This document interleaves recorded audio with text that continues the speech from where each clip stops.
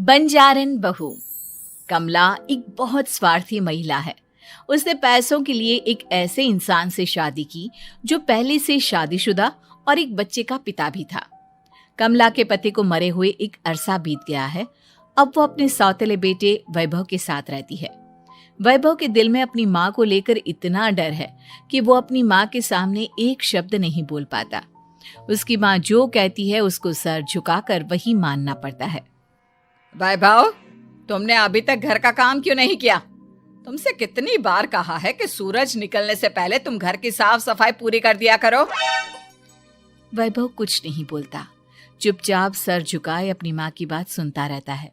तभी पास में खड़ा नौकर सुखराम कहता है, मालकिन, वैभव बाबा को रात से तेज बुखार है, इसलिए वो सुबह जल्दी उठ नहीं पाए।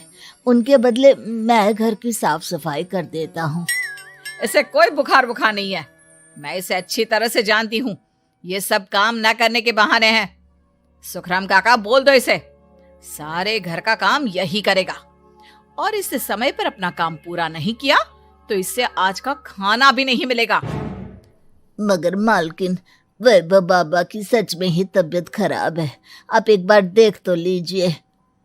कमला बिना कुछ बोले वहां से चली गई और बेचारा वैभव तेज बुखार में भी काम करता रहा। कमला वैभव की शादी एक ऐसी लड़की से कराना चाहती थी जो अनपढ़ हो और कमला से इसी तरह डरे जिस तरह वैभव डरता है, ताकि वैभव की सारी जायदाद और धन दौलत उसकी मुट्ठी में रहे। लेकिन आज के जमाने में ऐसी लड़की मिलना मुश्किल है। कमला कार में यही सब कुछ सोचती जा रही थी कि तभी रास्ते में, अरे ड्राइवर, तुमने कार क्यों रोक दी? और ये इतना शोर कैसा? मैडम, आगे कुछ बंजारों का खेल चल रहा है, इसलिए भीड़ लगी है। मैं अभी भीड़ को साइड में करवाकर कार निकालता हूँ। ड्राइवर भीड़ को साइड करके कार निकालने की कोशिश करने लगा कि तभी कमला की नजर रस्सी पर चल रही एक फुलवा नाम की बंजारन पर पड़ी। क्यों ना मैं इस बंजारन की शादी वैभव से करा दूं? ये तो अनपढ़ लग रही है, मेरे पैरों तले दबकर भी रहेगी। मुझे अभी इसके माँ बाप से बात करनी होगी। ये सोचकर कमला ने उन बंजारों से बात की और उन्हें शाम को अपने घर बुलाया। फुलवा के माता पिता वहां उसे लेकर आ गए। उन्होंने इतना आलीशान घर पहले कभी नहीं देखा था। अच्छा हुआ आप लोग आ गए। देखिए, मुझे घुमा फिरा कर बात करने की आदत नहीं है, इसलिए सीधे सीधे मुद्दे पर आती हूँ। मुझे आपकी बेटी बहुत पसंद है। मैं अपने इकलौते बेटे की शादी आपकी बेटी फुलवा से कराना चाहती हूँ। इसके बदले में आप जो चाहो वो ले सकती हैं। तभी फुलवा की माँ कहती है, ये क्या कह रही है मैम साहब? कहीं आप हमारी गरीबी का मजाक तो नहीं उड़ा रही ना? आप मेरे बेटे से मिल लो। अगर आपको मेरा बेटा पसंद आता है तो मैं कल से ही शादी की तैयारी शुरू कर दूंगी। सुखराम, वैभव को लेकर आओ। फुलवा अपनी माँ के कान में फुसफुसाती है, माँ, कहीं इस मेम साहब का छोरा पागल तो ना है? फुलवा अपनी माँ से बात कर रही होती है कि वैभव वहां आता है। फुलवा उसे देखती ही रह जाती है और उसके माता पिता उसकी शादी तय कर देते हैं। शादी वाले दिन किसी को फुलवा और वैभव की बेमेल विवाह की बात समझ में नहीं आती।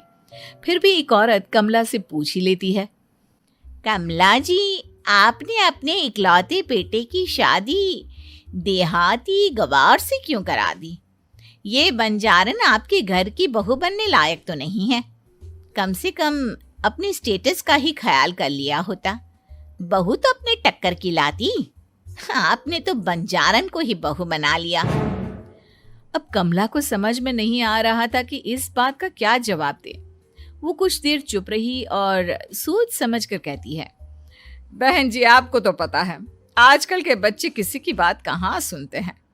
मैं तो अपनी बहू एक पढ़ी लिखी और अपनी सोसाइटी की ही ढूंढ रही थी।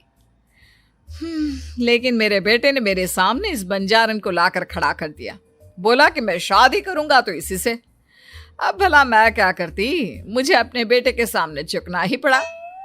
कमला की ये बातें सुखराम भी सुन रहा था। उसने ये सारी बातें वैभव को जाकर बता दी। काका, मैं तो फुलवा को जानता भी नहीं, फिर माँ मेरे बारे में झूठ क्यों कह रही है? अरे बेटा, तुम कितने भोले हो, तुम्हें कुछ भी नहीं पता। तुम्हारे पिता अपनी सारी संपत्ति तुम्हारे नाम करके गए हैं। तुम्हारी माँ नहीं चाहती कि यह संपत्ति तुम्हें मिले, इसलिए उन्होंने तुम्हारी अनपढ़ लड़की से शादी करवाई ताकि तुम्हारी तरह वो भी अपने हक के लिए आवाज ना उठा सके। सुखराम काका, मैं क्या करूं, आप ही बताओ। माँ के सामने आते ही मेरे हाथ पैर कांपने लगते हैं। मैं माँ को कुछ भी नहीं कह पाता। वे दोनों बात कर ही रहे थे कि अचानक कमला वहां गई। कमला को देखकर दोनों घबरा गए। तुम दोनों फिर कभी बातें कर लेना, अभी फेरों का समय हो गया है, चलो जल्दी आओ। इस तरह फुलवा और वैभव की शादी हो गई। अगले दिन कमला ने फुलवा को बुलाया और उसे नसीहत देने लगी। देख बंजारन, तुझे मैंने अपनी बहू बना तो लिया है, लेकिन तुझे इस घर में आंख